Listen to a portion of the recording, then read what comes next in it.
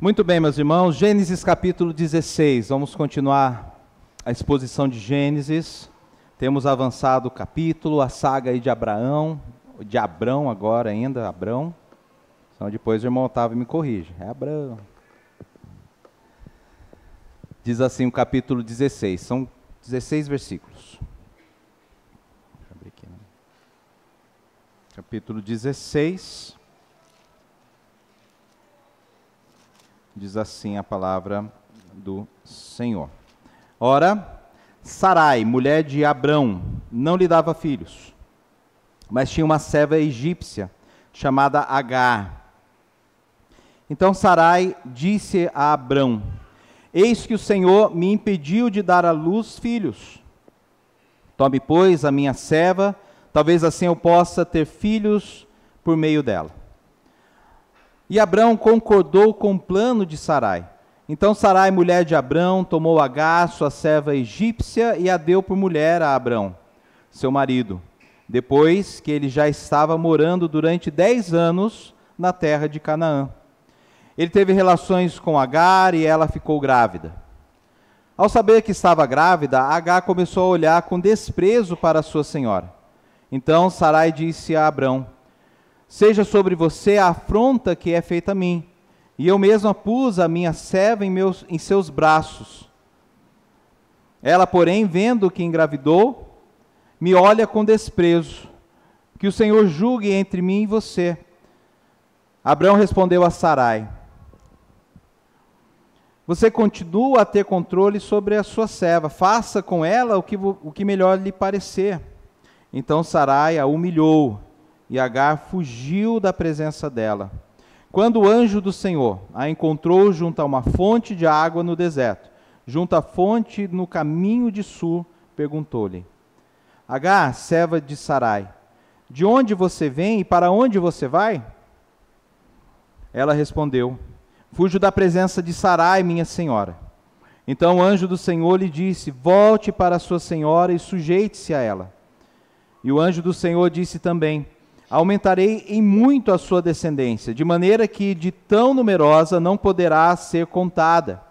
E o anjo do Senhor continuou: você está grávida e dará à luz um filho, a quem chamará Ismael, porque o Senhor ouviu o seu grito de aflição. Ele será entre os homens como um jumento selvagem.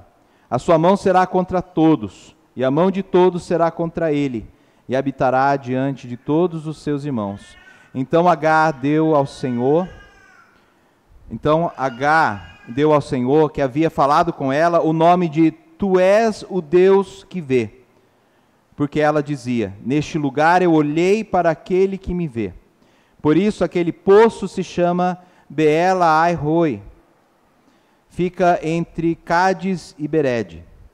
Agar deu à luz um filho a Abrão, e Abrão chamou de Ismael, o filho que Agar lhe deu. Abrão tinha 86 anos quando Agar lhe deu à luz Ismael.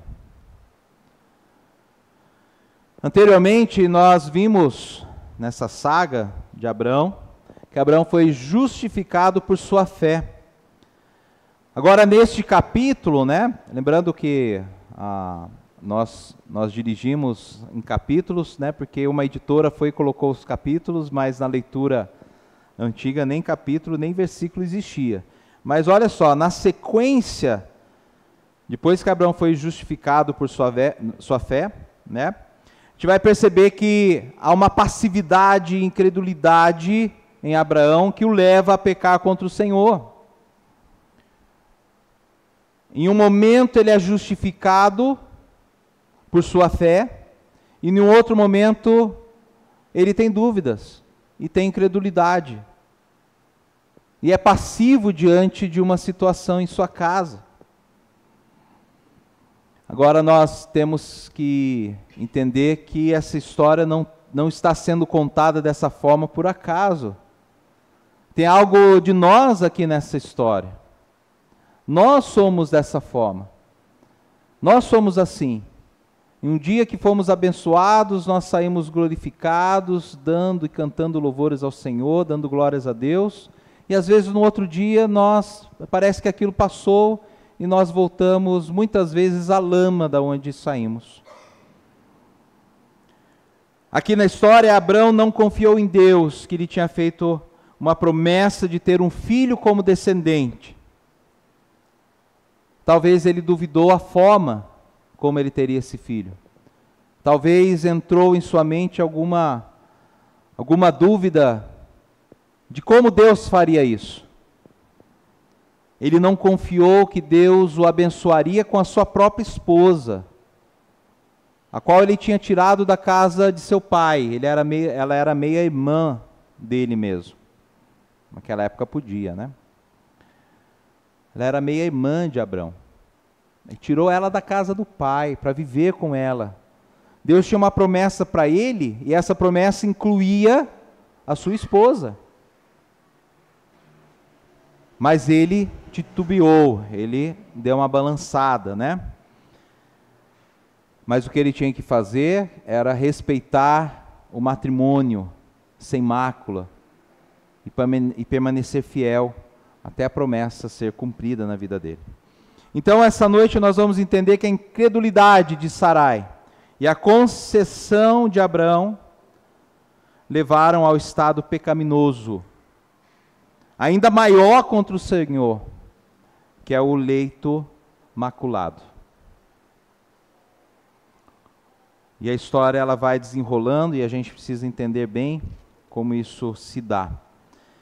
Então, o primeiro ponto, a primeira coisa a observar é a impaciência que gera uma incredulidade no coração. Sarai, ela começou a olhar para ela mesma. Ela deixou de olhar no plano redentivo. Ela deixou de olhar para o Deus que tudo pode. Abraão também, no mesmo tom de dúvida, também deixou de olhar para Deus, daquele que o livrou, daquele que foi à frente na batalha, daquele que trouxe vitória contra os reis do Mediterrâneo. Ele deixou de acreditar nesse Deus. Ele se esqueceu da voz a qual ele tinha ouvido, da promessa a qual Deus tinha feito para ele, e passou a ouvir a voz da sua esposa. Irmãos, há momentos que nós precisamos isolar as vozes do mundo e ouvir somente a voz de Deus. Há momentos em nossas vidas que nós precisamos deixar de olhar para o mundo para olhar fixamente no caminho que Deus nos propõe. Abraão, ele deixou esses sentidos.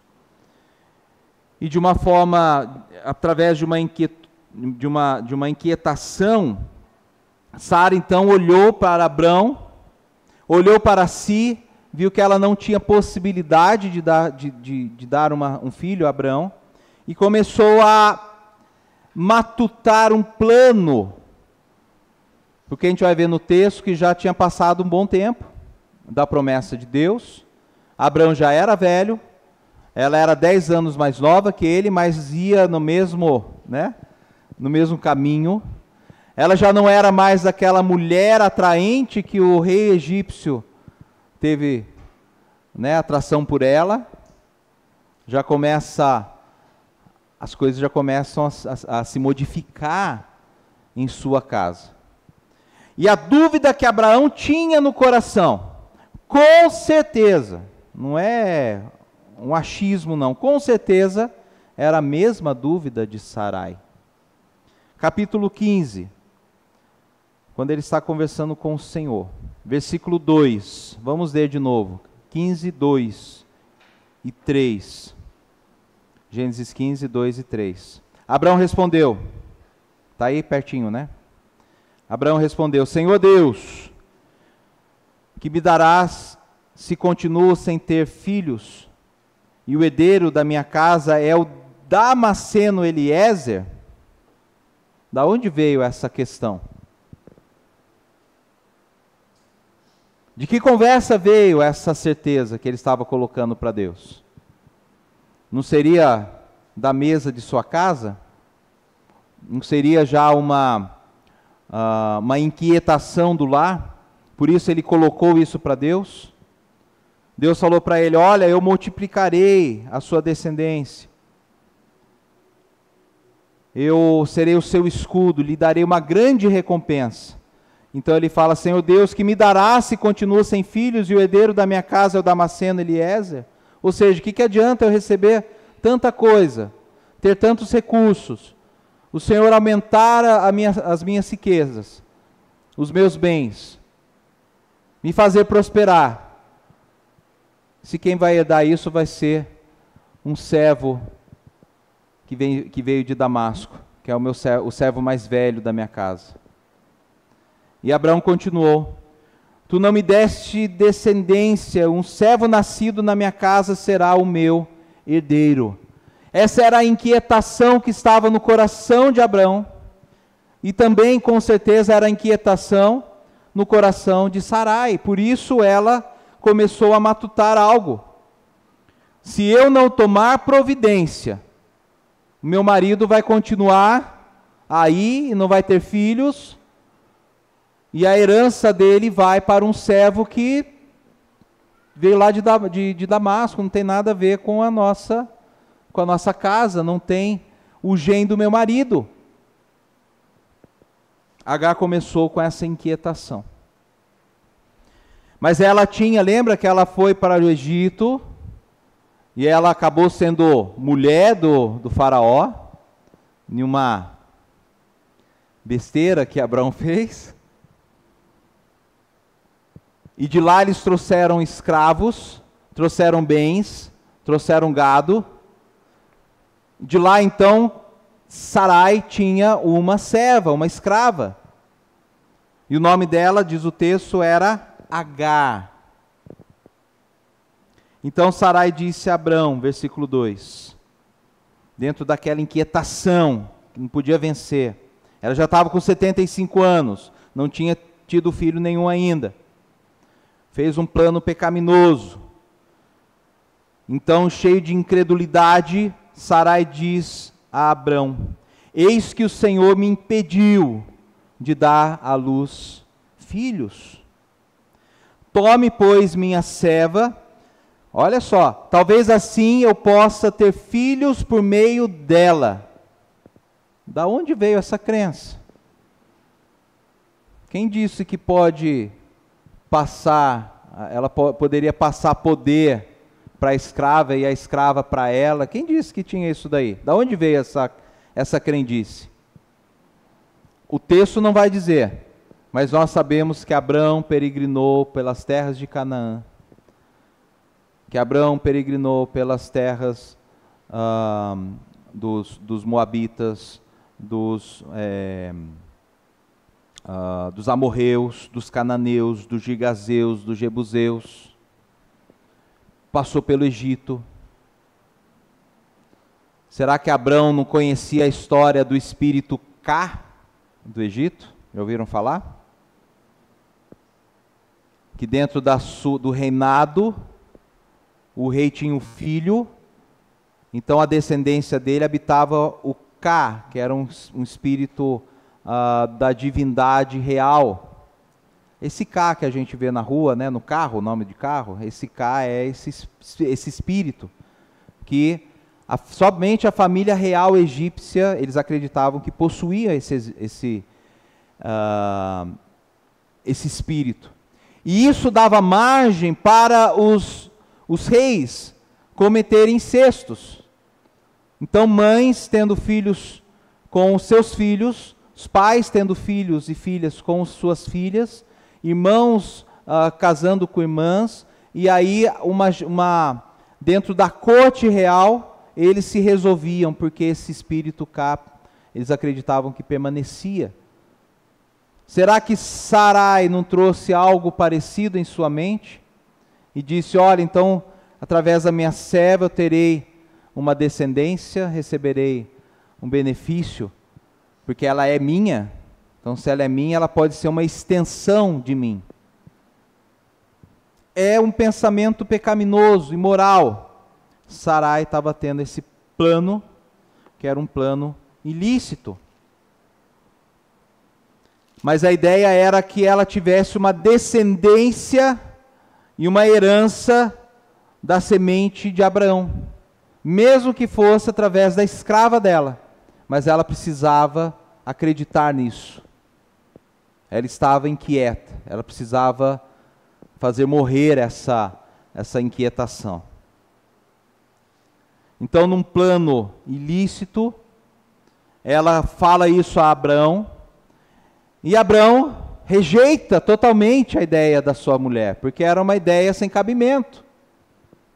Era uma ideia que não tinha pé nem cabeça. Abraão faz isso, então acaba-se a história, e Abraão espera de Deus a recompensa. Isso? Não. Abraão entra na mesma ideia de Sarai. Embarca na mesma ideia da sua esposa. De um plano ilícito, de um plano que Deus reprova. De um plano que Deus não tinha para ele. E ele então aceita, ele concorda, ele dá anuência à sua esposa.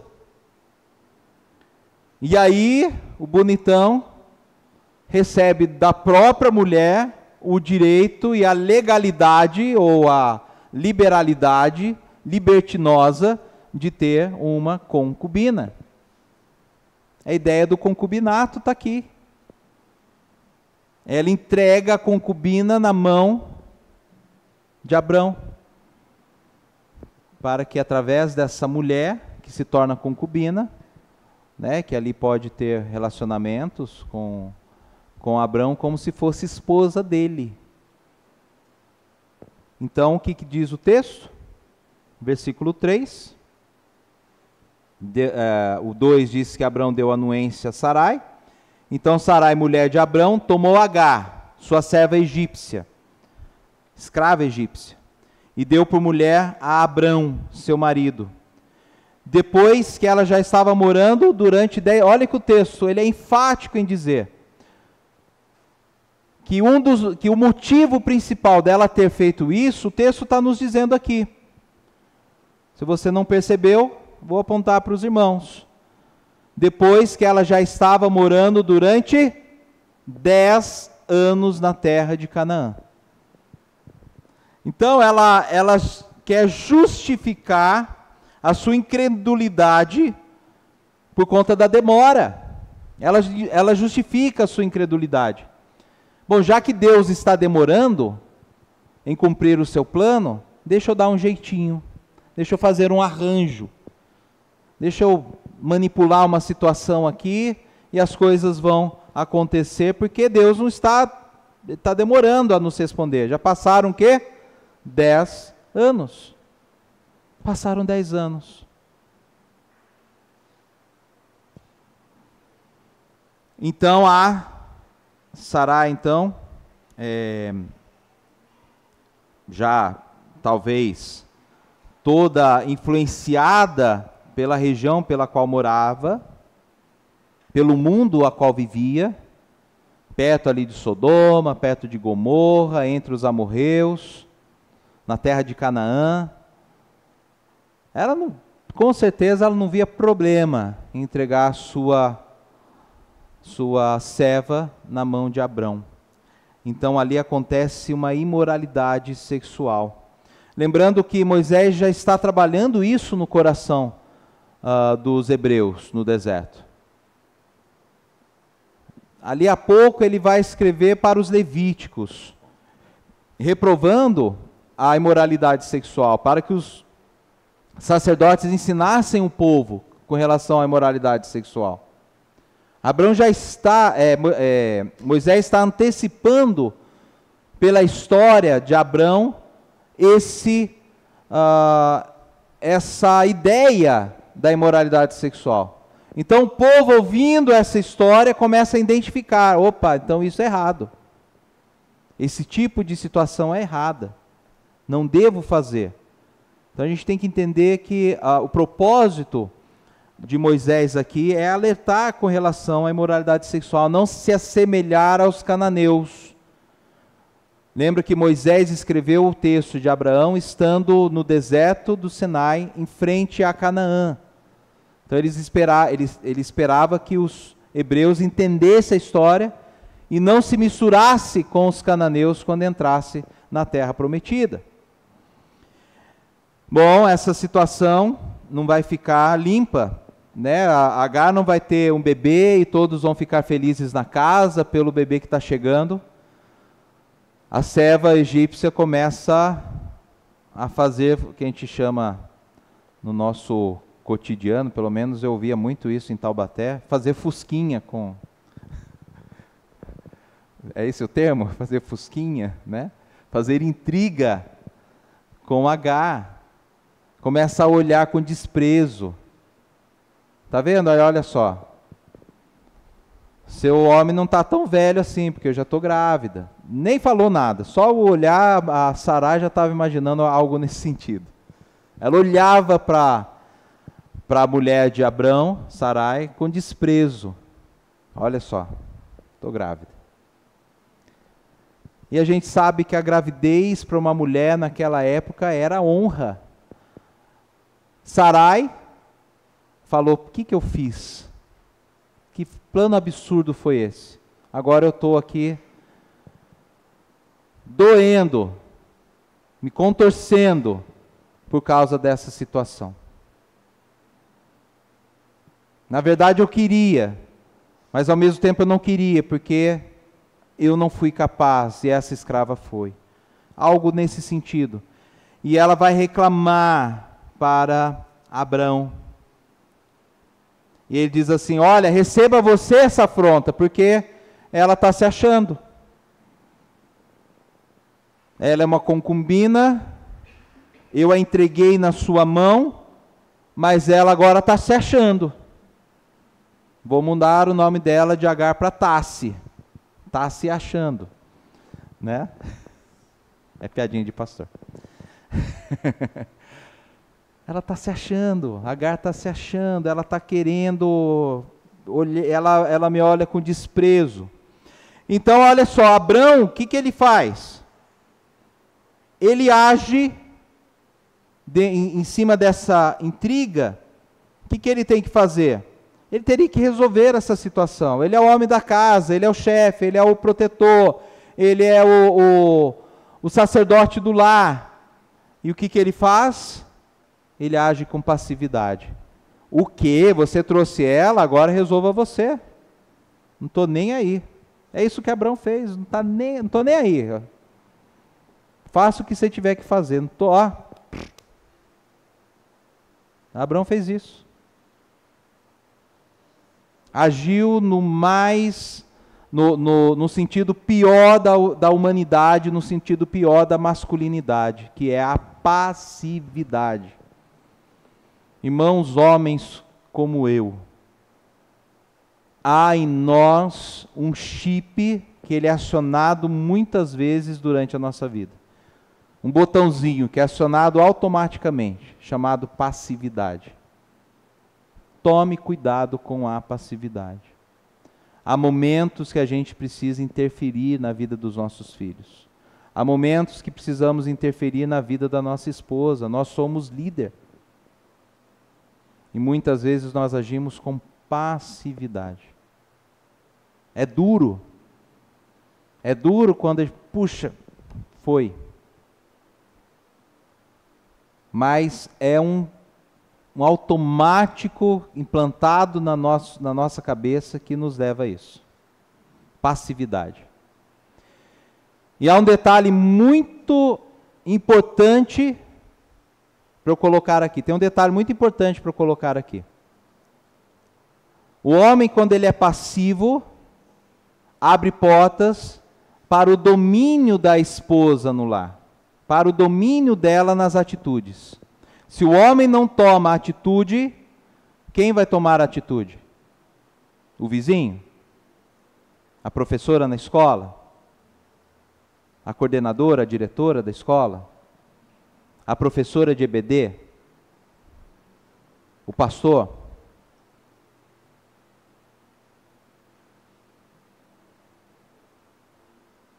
A mulher não vai entregar situações concernentes ao seu lar para qualquer um resolver. Se o marido não resolveu, ela vai tomar a frente.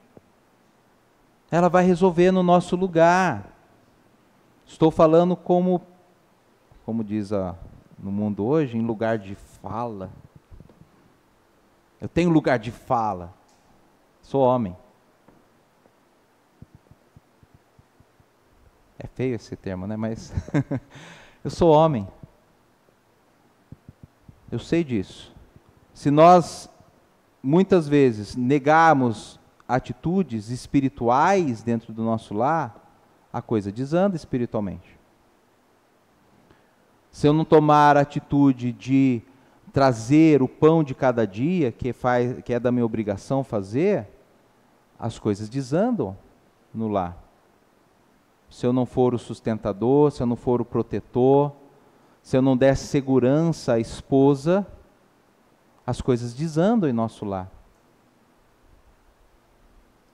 E muitas vezes, em outras situações também, com relação a finanças, com relação à saúde, com relação a todas as coisas, todas as áreas da vida, não queira fugir, é de responsabilidade masculina. O homem foi dado a ele essa responsabilidade de liderança, essa responsabilidade de ser o tutor da casa, de ser o protetor, de ser o provedor do lar, o líder.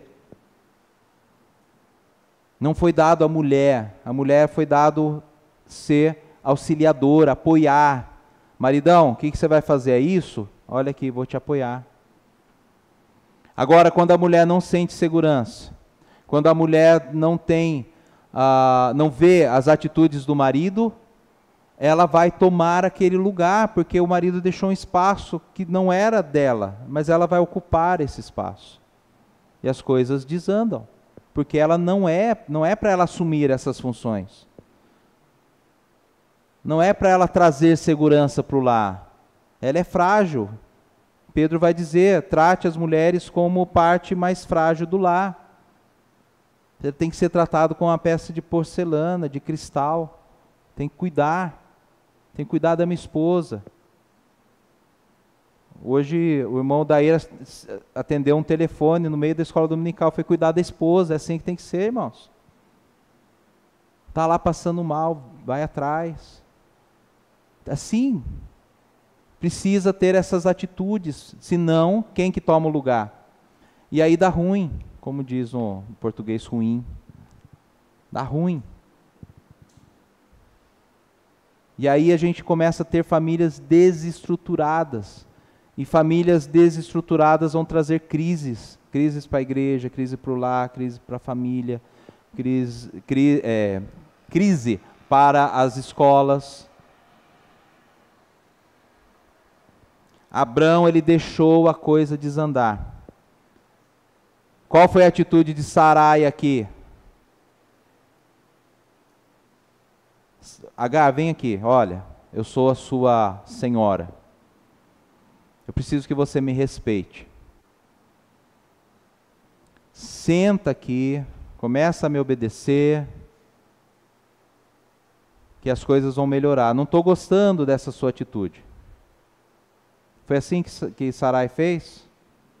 Não, Sarai foi e humilhou a Agar. Expulsou ela do arraial. Agar saiu e fugiu da presença de Sarai. Agora, quando as coisas fogem do propósito de Deus, talvez Abrão ali e Sara falou, olha, negócio resolvido, agora ela vai para o deserto, ela vai voltar para o Egito, alguém vai cuidar dela. Se ela morrer no caminho, vai ser comida pelos urubus, pelos corvos, porque ela foi para a região do deserto. Ela tinha que passar por um deserto para chegar no Egito. E ela foi nessa direção mesmo, deserto. Mas quando as coisas fogem do controle, muitas vezes quando nós queremos dar o nosso jeitinho, e aí uma coisa puxa a outra, e outra coisa puxa a outra coisa, a coisa vai se afundando, se afundando, se afundando, vão acabar com a história, expulsa, sai, não é mais problema nosso, deixa ela se resolver. Deus cuida. Deus ouve a aflição de Agar, serva de Sarai. E o versículo 7 diz quando o anjo do Senhor a encontrou, o anjo do Senhor foi atrás dela, encontrou ela junto à fonte de águas no deserto, junto à fonte no caminho de Sur. Ela já estava em direção ao Egito, muito distante da onde Abraão estava. Ela já tinha andado por muito tempo para chegar até ali. A Bíblia ela não conta detalhes, mas a gente pode imaginar que ela já estava sofrendo muito. A Bíblia aqui não diz que ela estava gritando por socorro, mas mais para frente, quando o anjo fala qual nome seria que ela deveria dar ao filho, chama ele de Ismael, que significa porque o Senhor ouviu o seu grito, o seu clamor de aflição. É uma história, é um momento dramático na vida de Abrão. Ele tinha acabado de ser justificado pela fé, já era um crente no Senhor, e ele faz essa atrapalhada toda. E aí Deus tem que intervir na história, porque se ele não intervir na história, algo vai ser pior. Então, ao intervir na história, esse anjo fala para aquela mulher, toda dolorida, machucada, ele fala assim: volte para a sua senhora e sujeite-se a ela. Aqui não é o seu lugar, não é para você voltar para o Egito, volte para lá, porque é lá que você vai receber a bênção. E lá então eu aumentarei muito a sua descendência, de maneira que será tão numerosa, que não poderá ser contada. Irmão, se existe um povo, se você pegar, onde está o povo egípcio? Existe povo egípcio hoje? Sim ou não? Não existe. Não existe. O que existe são árabes que ocuparam o Egito e hoje são chamados de egípcios. Mas o povo egípcio foi sendo dizimado, entraram em miscigenação e acabou-se esse povo. O romano da época do império existe hoje? Não existe. Já está miscigenado, já foi misturado, já não existe mais um povo que a gente possa dizer que é um povo romano, o grego também, tudo miscigenado. Talvez o grego ainda exista algum grego puro, vamos colocar assim. Mas são pouquíssimos os povos, talvez o chinês, mesmo o chinês, ele está em uma modernidade, né? Mas vem de uma origem, o japonês vem do chinês e assim por diante.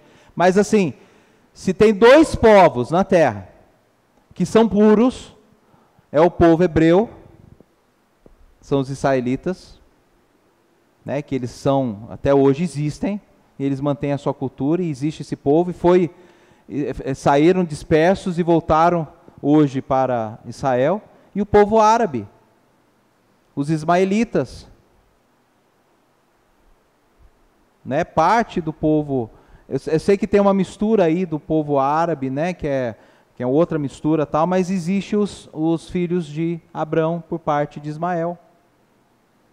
E não somente existe um povo, como existe uma religião que foi difundida lá pelos anos, acho que 700, se não me falha a memória, da nossa era, que foi os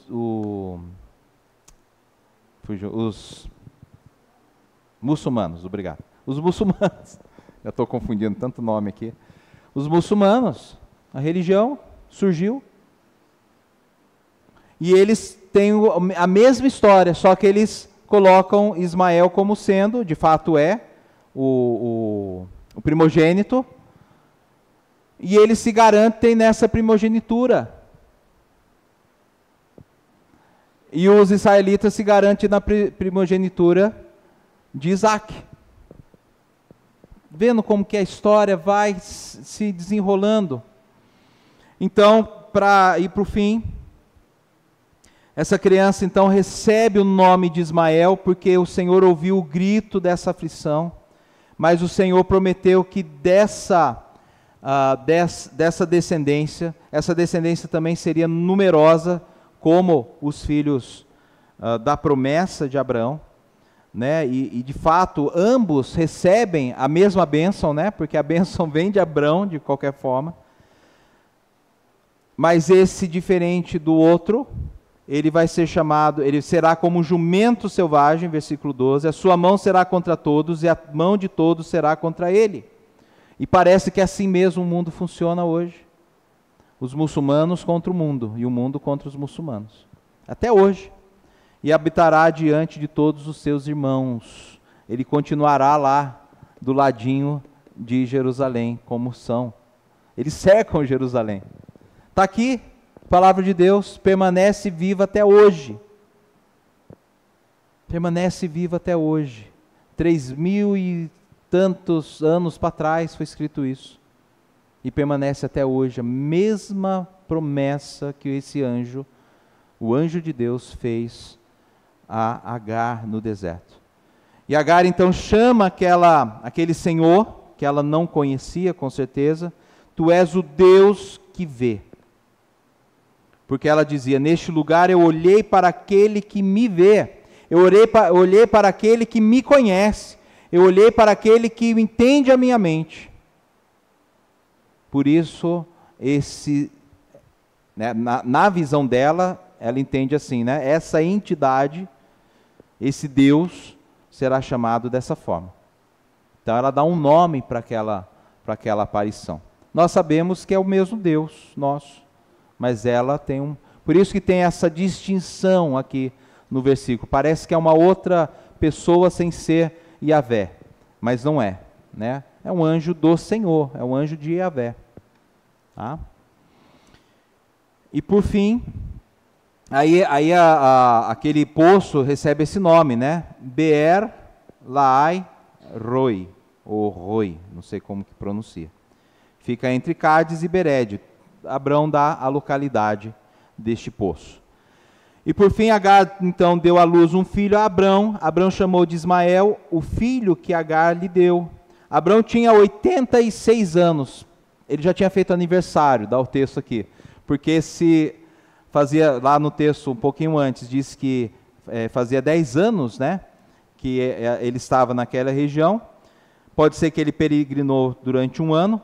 Fato é que ele tinha 11 anos que tinha saído de Harã, né, da onde Deus apareceu pela primeira vez, dizendo, vá para o lugar aonde eu te indicarei.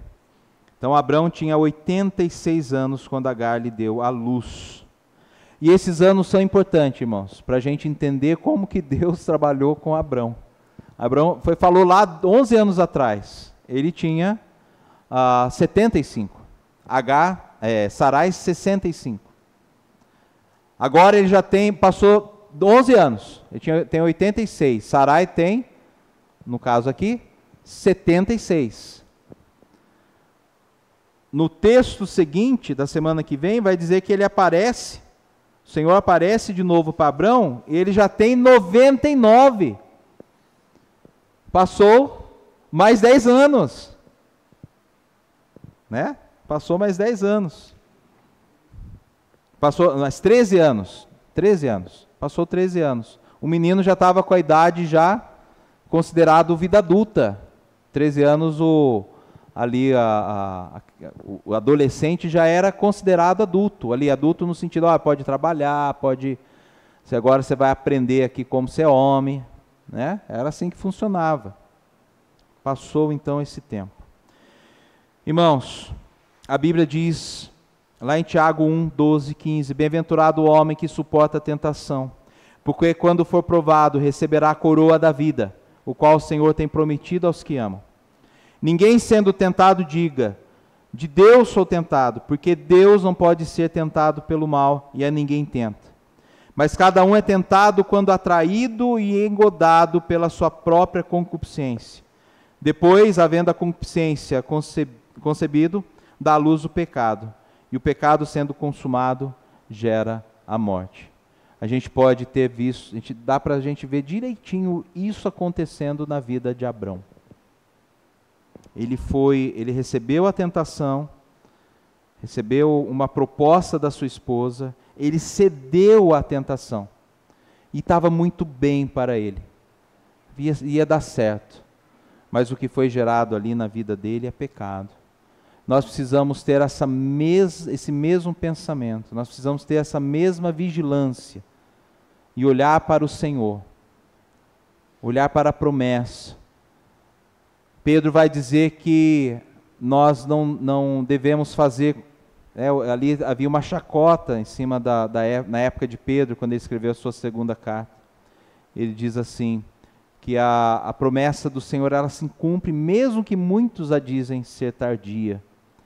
Mas um dia para Deus, 1000 anos é como um dia para Deus, e um dia é 1000 anos para Deus. Deus, ele não está preso a esse tempo.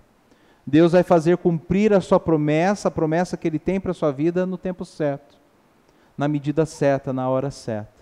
Os propósitos de Deus acontecerão em nossas vidas, na vida da igreja, de acordo com o tempo dele, com o seu tempo, não com o tempo nosso.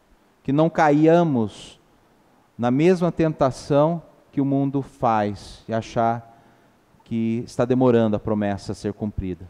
Até mesmo da volta de Cristo. Às vezes nós deixamos de ser vigilantes porque, o Senhor tardará. Em Mateus 25 diz para a gente não pensar dessa forma. Não pense que o Senhor se tardará, mas Ele virá em forma repentina, quando ninguém vai esperar. Não tem data para a volta dele, nós não sabemos data, não sabemos momento, não adianta tentar calcular, isso não dá certo. Já teve igrejas que fizeram isso e caíram na chacota. Não há data, nós devemos entender, o Senhor vem. E porque o Senhor vem, e porque Ele não se tardará, nós devemos permanecer vigilantes. Isso significa constante firmeza, constante vida em Cristo Jesus. Vida constante em Cristo Jesus. Perseverança no caminho do Senhor. Vida de santidade, busca pela palavra, amor pela palavra. Nós precisamos permanecer vigilantes. Vamos orar. Senhor, te agradecemos pela tua palavra. Te agradecemos porque o Senhor, ó Deus, tem sido misericordioso, porque muitas vezes somos como Abraão. Muitas vezes, ó Deus, os deixamos ser engodados pelas propostas do mundo. Muitas vezes deixamos que o mundo nos leve com essas ideias contrárias à tua palavra. E muitas vezes, ó Deus, somos enredados por tais situações. Mas que o Senhor tenha misericórdia de nós e nos livre, ó Deus, assim como livrou a vida de Agar, assim como livrou Abrão daquela situação tão desastrosa. A promessa do Senhor poderia ter fim em um ato pecaminoso, homicida de Abrão e Sarai. Que longe, ó Deus, das nossas vidas esteja tal situação. E peço que o Senhor nos abençoe com a tua graça e nos dê, ó Deus, sempre discernimento para andar segundo os teus propósitos. Em nome de Jesus oramos. Amém.